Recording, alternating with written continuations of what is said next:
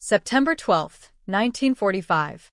The air over Camp Koen, Okinawa, was a thick, humid blanket tasting of red clay dust, diesel fumes, and the lingering phantom of cordite.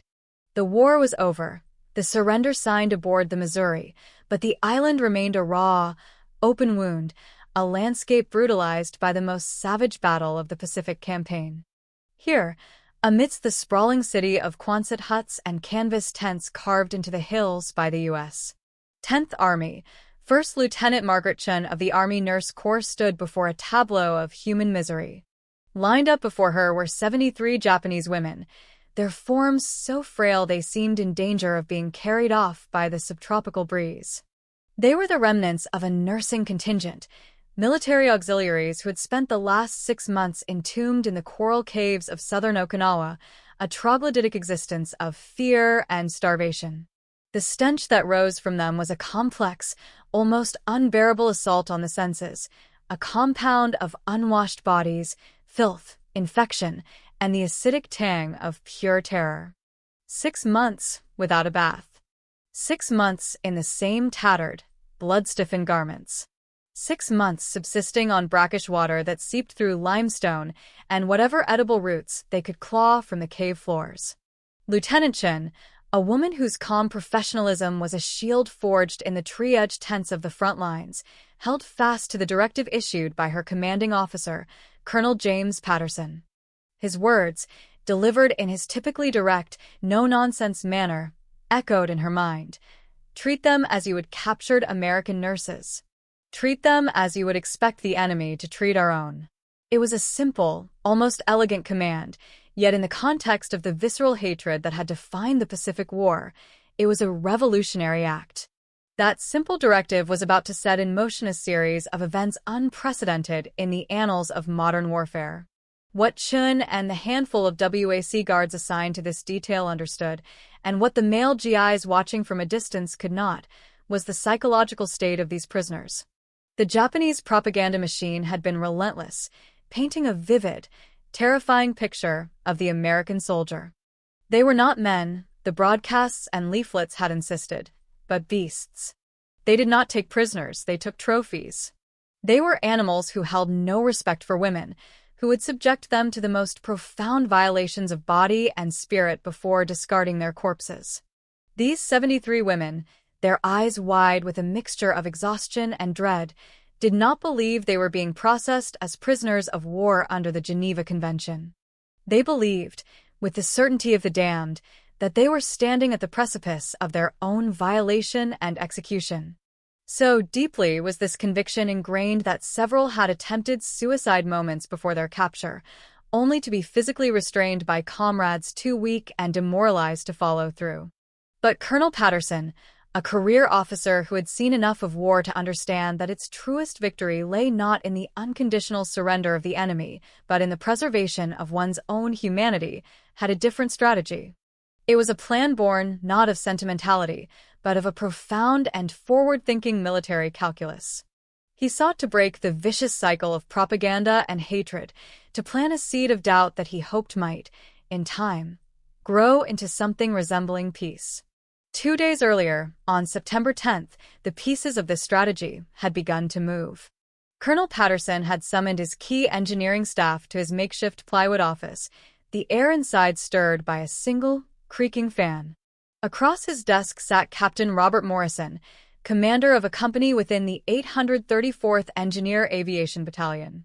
Morrison's men were masters of the bulldozer and the transit level. They had paved the very airstrips from which B-29s now departed, their silver fuselages glinting in the sun. They were men accustomed to orders involving tonnage of gravel and spans of steel, which made Patterson's directive all the more jarring. "Captain," Patterson began, his gaze steady, "I need you to construct a private bathing facility. It needs to have individual stalls with doors that lock from the inside. Curtain-changing areas.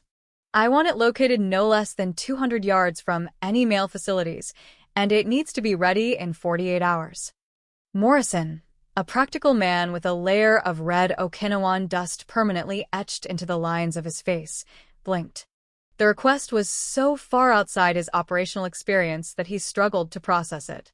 "Sir," he said, his confusion evident, "the male Japanese POWs use the standard field latrines and open-air shower points. Why this special treatment?" Patterson leaned forward, his voice dropping slightly, but losing none of its authority. "Because they are women, Captain. And because we are going to demonstrate, through our actions, that we are not the monsters their propaganda claims we are. This isn't about comfort.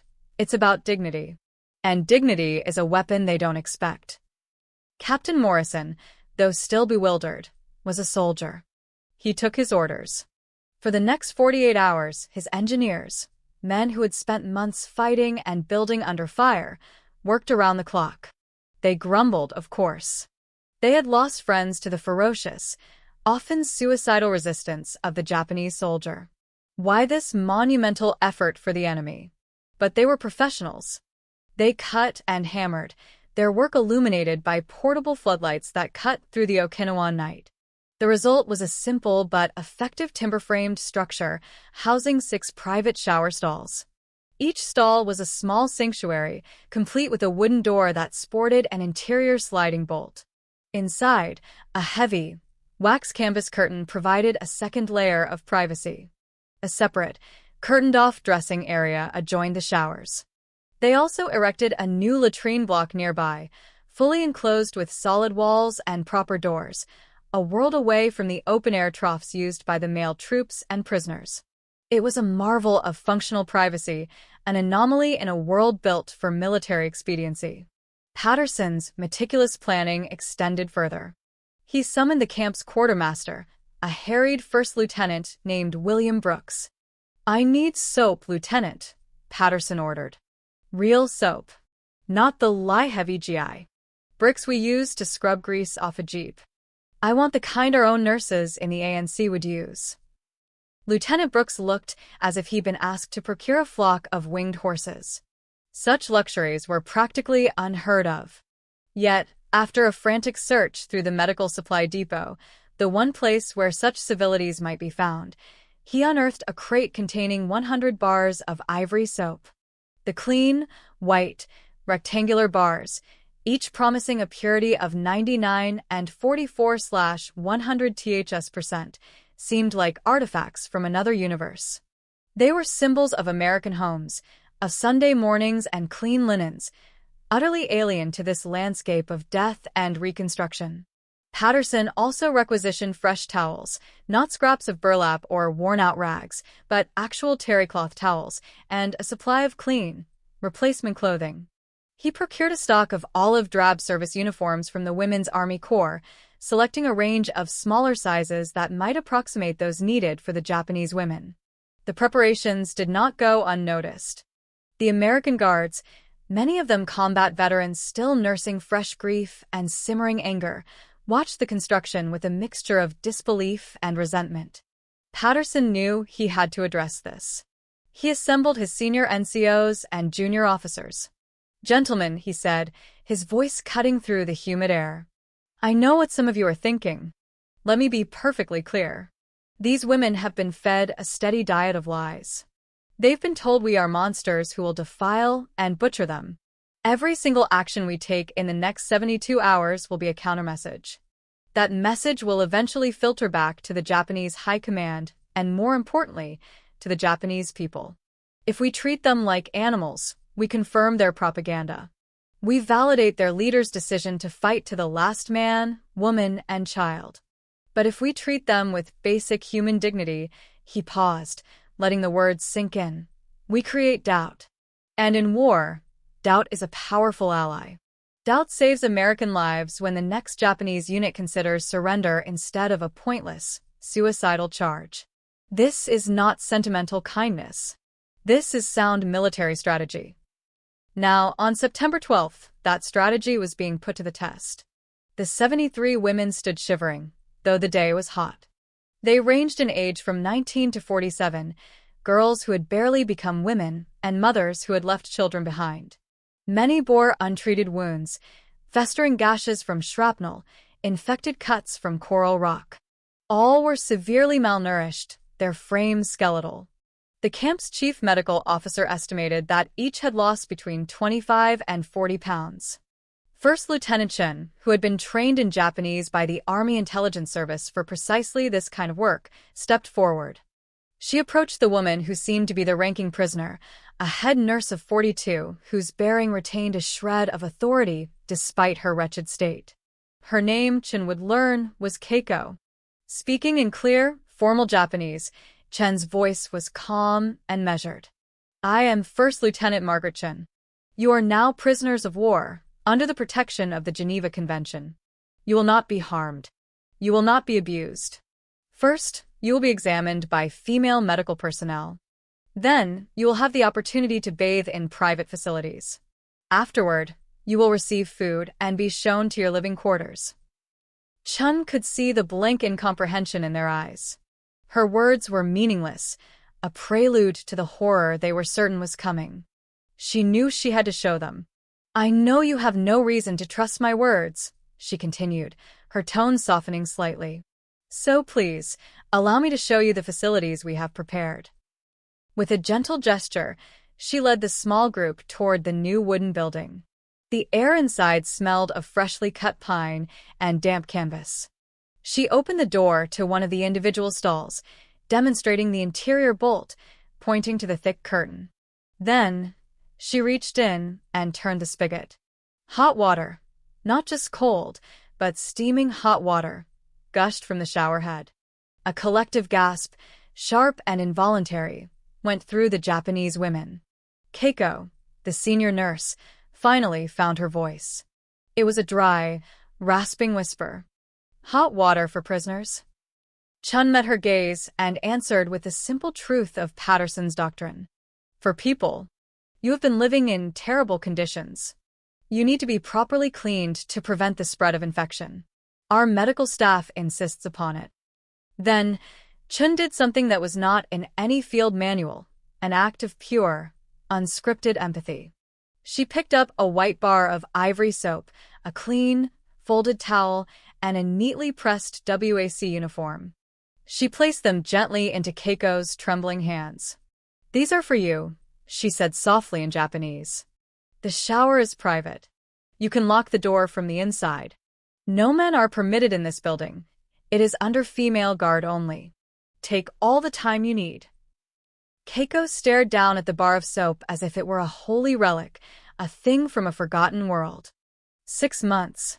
6 months of grime and sweat, of dried blood and the residue of fear, caked into every pore of her skin. The simple, clean scent of the soap was an impossible fragrance. The 73 women were processed in small groups. Female medics from the ANC conducted initial examinations, gently documenting wounds and beginning basic treatments for skin infections and lice. Then, one by one, they entered the showers. The first was a young nurse of 21 named Yuki Tanaka. Chen and her staff waited outside, a palpable tension in the air. For several minutes, there was only the sound of running water. Then came another sound, faint at first, then growing in volume. It was the sound of weeping. Not of fear or of pain, but a deep, soul-shattering, cathartic sobbing. Chen, momentarily alarmed, stepped closer to the stall door. Are you all right? She called out gently in Japanese. Do you need assistance? Through the sound of the water and the sobs, a choked reply came back. The water, it is so hot. The soap, it has a smell. The towel is soft. Why? Why are you giving us this? Chen had no prepared answer for such a question. She could not explain grand strategy or the nuances of psychological warfare. She could only offer the fundamental truth that guided her and Patterson. Because it is the right thing to do, she replied. For the next 3 hours, that scene repeated itself. As the warm water washed away 6 months of physical filth, it seemed to be rinsing away 6 months of programmed fear as well. Keiko, the senior nurse, remained in her stall for 47 minutes. When she emerged, wrapped in the clean, olive drab of the American uniform, her face was transformed. Not happy, not relieved, but qualitatively different. The hard shell of fatalistic terror had been fractured. Chen approached her. "How do you feel?" she asked quietly. Keiko took a long time to answer, choosing her words with immense care. "We were told the Americans were animals," she said, her voice slow and heavy with the weight of her unraveling worldview. "We were told you would rape us before you killed us, that you never treat women with respect. But you built this." She gestured toward the shower stalls. "You built private baths for prisoners. For your enemies." Chun recognized this as the critical moment, the fulcrum upon which Patterson's entire strategy rested. "Keiko-san," she said, using the honorific, "we are enemies in a war.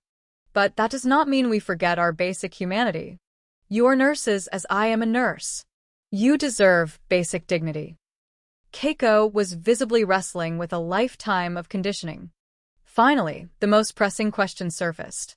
"What will happen to us now?" Chun explained the protocol. They would be housed in a separate female POW barracks, far from the male prisoners. They would receive 3 meals a day, the same rations issued to the American nurses. They would receive comprehensive medical care for their injuries. Once communication channels were restored, they would be permitted to write letters to their families. And eventually, when the processes of repatriation were finalized, they would be allowed to return home to Japan. Keiko's composure finally broke. Tears streamed down her clean cheeks, tracing paths through the exhaustion that still lined her face. "I don't understand," she wept. "Why are you not killing us? We have seen what soldiers do with prisoners. Why is this different?" Lieutenant Chen's answer was simple, yet it held the entire weight of Colonel Patterson's vision.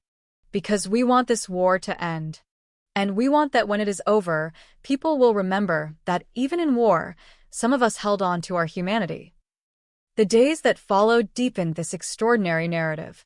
On September 14th, Patterson ordered full medical evaluations for all 73 women. The results were grim.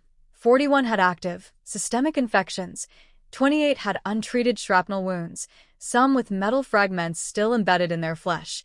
12 showed signs of scurvy and other diseases of severe malnutrition, requiring immediate intervention. The American medical teams began treatment at once, administering penicillin, properly dressing wounds, providing nutritional supplements. It was the same standard of care that any wounded American personnel would have received. A few days into their internment, Keiko approached Lieutenant Chun with a formal request. "Lieutenant Chun," she said in careful Japanese, "we are trained nurses. We can assist with our own medical care and with the care of the other women. If you permit us to work, it will be more efficient for everyone." Chun took the request directly to Colonel Patterson. He saw the opportunity immediately, a chance to push his experiment to the next level. "Tell them yes," he ordered without hesitation. "Give them access to medical supplies. Keep them under observation, but let them do their jobs."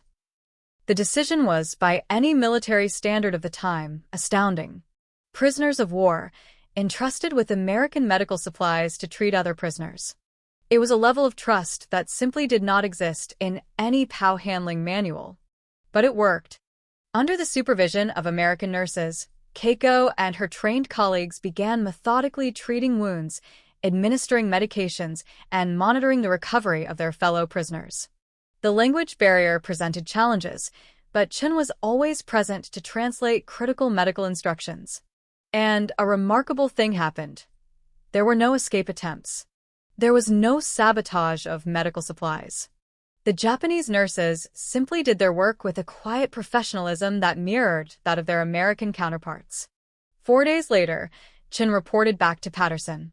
"Sir, the Japanese prisoners are providing excellent care. They are true professionals. It's like working with our own nurses, just in a different language." Patterson nodded, a flicker of satisfaction in his eyes. "That's exactly the point, Lieutenant. They are like our nurses.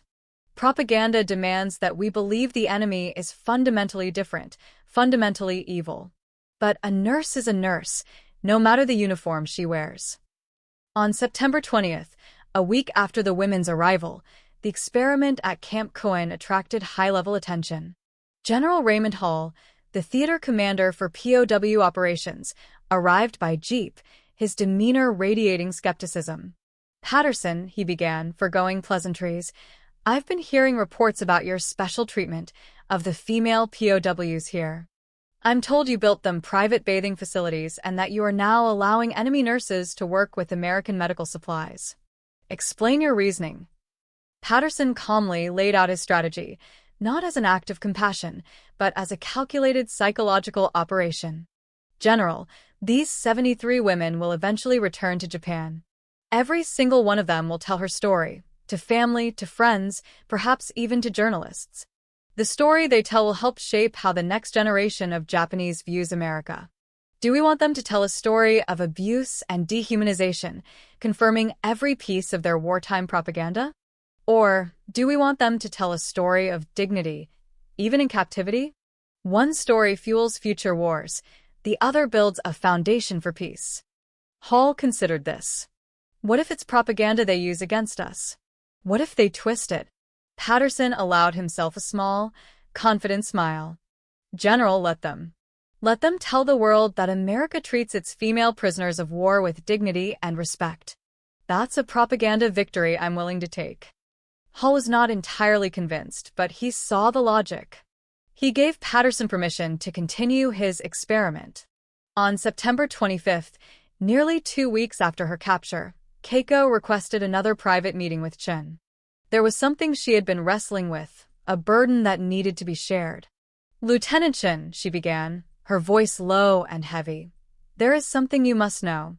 In the caves on Okinawa, before we were captured, our officers ordered us to commit suicide if the American forces overran our position. They told us that capture would mean horrors worse than death. She paused, struggling to contain her emotion. 5 of my fellow nurses, they killed themselves before your soldiers reached us.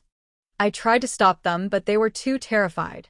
If I had known that capture meant this, medical treatment, private baths, basic dignity, I might have been able to save those 5 lives. Those women died because of a lie. A lie our own leaders told us. Chun was speechless. The sheer weight of that needless, fear-driven suffering was overwhelming. Keiko continued, her voice gaining a sliver of resolve. When I return to Japan, I will tell this story. I will tell how the Americans, who we were taught to fear as monsters, treated us with more humanity in the end than our own officers did. I do not know if anyone will believe me, but I will try. Chun reported the conversation verbatim to Colonel Patterson. The colonel was silent for a long moment, staring out his window at the bustling camp. Those are the real wars we fight, Lieutenant, he finally said. Not just the battles with guns, but the battles of ideas. Japanese propaganda told them we were monsters. We could have confirmed that propaganda. Instead, we refuted it with our actions. That is a victory as significant as taking any piece of territory. The 73 Japanese women remained at Camp Koen for another 6 weeks as the slow machinery of repatriation was put into motion. They continued to work as nurses, forging a quiet, professional rapport with the American medical staff. Chun and Keiko, against all odds, developed a friendship that transcended the barriers of language and official enmity. In one of their conversations, Keiko asked Chun, "What is it like, being a woman in the American Army? Do the men respect you?" Chun answered honestly, "Not always. It is a struggle sometimes. But we have opportunities. We can be officers. We can make decisions. We can have careers." Keiko considered this. In Japan, women in military service are seen as temporary, inferior to civilian nurses. After the war, we are all expected to simply go home and marry. As if our service meant nothing. Perhaps after the war, that can change, Chun offered gently. Perhaps women like you can advocate for that change. Keiko smiled, a sad, weary expression. Perhaps. Or perhaps I will just return to a country that wants to forget this war ever happened. On November 1st, 1945, the day of repatriation arrived. As the 73 women boarded a transport ship bound for Japan, Keiko pressed a small object into Chun's hand. It was a delicate carving of a crane, fashioned from a scrap of bamboo. "I made this in the camp," she whispered. "I have nothing else to give. But I want you to have it, to remember that even in war, kindness matters. Lieutenant Chen would keep that small wooden crane for the rest of her life. The full impact of Colonel Patterson's experiment unfolded in the years that followed. In 1946, the U.S. Army issued new directives for the handling of female prisoners of war, explicitly based on the protocols developed at Camp Cohen. Private bathing and housing facilities became standard procedure. In 1947, Keiko published an article in a Japanese medical journal detailing her experience as a POW. It ignited a firestorm of controversy, with some accusing her of being a mouthpiece for American propaganda, while others saw her testimony as proof of how grievously they had been deceived by their own government. In 1952, James Patterson was promoted to brigadier general. In his promotion speech, he spoke of Okinawa. "I learned there," he said, "that winning a war isn't just about destroying an enemy. It's about building the world that comes after. Every prisoner we treated with dignity was an ambassador for a future peace." In 1967, Keiko and Margaret Chin met again at an international medical conference in Tokyo. They had not seen each other in 22 years. They embraced like the old friends they were. Keiko had become a prominent hospital administrator, a tireless advocate for patients' rights and greater opportunities for female nurses. "Do you still tell the story of Camp Cohen?" Chen asked her. "All the time," Keiko replied, her eyes bright. "To my nursing students, to my colleagues, to anyone who will listen. I tell them that in the darkest moment, when I expected the absolute worst of humanity, I found its very best instead. That lesson has shaped my entire life." The final accounting of Patterson's strategy can be found in the cold, hard numbers. Between September and December of 1945, Camp Cohen processed 427 Japanese prisoners of war, including 186 women. The escape rate was 0. The rate of prisoner-on-guard violence was 0. The disease rate was reduced by 61% compared to other POW camps in the Pacific Theater. 12 of the nurses repatriated from Camp Cohen later worked directly with the American occupation forces in Japan, serving as translators and medical liaisons, their testimony helping to ease the transition and reduce local resistance. Patterson's protocol was formally adopted by the Fourth Geneva Convention in 1949, making private facilities for female prisoners a requirement under international law. But the most important number is 5. 5 women who took their own lives because they believed a lie. Patterson's protocol could not save them, but it established a precedent of decency that has saved countless lives since, proving that even in the crucible of war, basic humanity is not only possible, but is the most potent and strategic weapon of all. This was the truth that Camp Cohen revealed. Treating prisoners with dignity is not weakness. It is the ultimate expression of strength. It is a declaration that your values are more resilient than their hate. It is an investment in the world that will exist long after the guns have fallen silent. It is not a story Hollywood often tells. There are no dramatic explosions, no bayonet charges. There is only a company of engineers building a bathhouse and a group of nurses handing out bars of soap and clean towels. There are only people treating other people like people, even when the world demanded they be enemies. And in those simple, human acts, lives were changed, military doctrine was rewritten, and the brutal calculus of war was